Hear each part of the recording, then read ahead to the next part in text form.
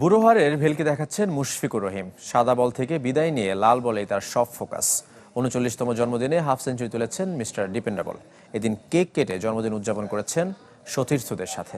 ঈদ আসবে, সাথে ক্যাশব্যাকও আসবে। নিজের বা প্রিয়জনের জন্য কেনাকাটায় এবারও নগদ পেমেন্টে পাচ্ছেন দারুণ ক্যাশব্যাক। তাই যাই কিনুন, পেমেন্ট করুন নগদে।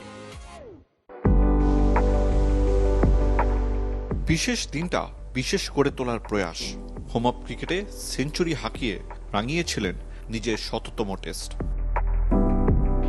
জীবনের ৩৯ বসন্ত কাটিয়ে ৪০-এ পা দেয়া মুশফিকুর রহিম ঢাকা টেস্টে করেছেন হাফ সেঞ্চুরি।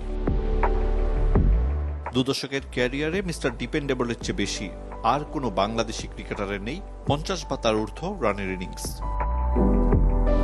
টেস্টে সাবেক সতীর্থ তামিম ইকবালকে পেছনে ফেলেছেন। মুশফিকের নামের পাশে ৪২ বার 50+ রান।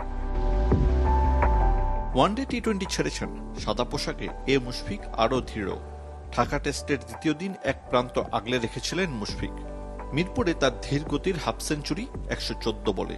এ ফরম্যাটে পাকিস্তানের বিপক্ষে তৃতীয়বার অর্ধশতক। টেস্টে শেষ ৯ ইনিংসে ৭০-এর উপর গড়। সমান দুটি করে সেঞ্চুরি, হাফ সেঞ্চুরি। মিরপুরে মাইলস্টোনের সুযোগ পেয়েছিলেন মুশফিক। মুমিনুলকে পেছনে ফেলে এ ফরম্যাটে বাংলাদেশের সর্বোচ্চ ১৪ সেঞ্চুরির মালিক হতে পারতেন, কিন্তু শাহিন শাহ আফ্রিদির সুইংয়ে অপেক্ষা বেড়েছে। ঢাকা টেস্টের দ্বিতীয় দিন সতীর্থদের ভালোবাসা আর শুভেচ্ছায় সিক্ত মিস্টার ডিপেন্ডেবল। সকালে ব্যাটিংয়ে নামার আগে করেছেন জন্মদিন উদযাপন। আরিফুল ইসলাম, চ্যানেল 24, ঢাকা।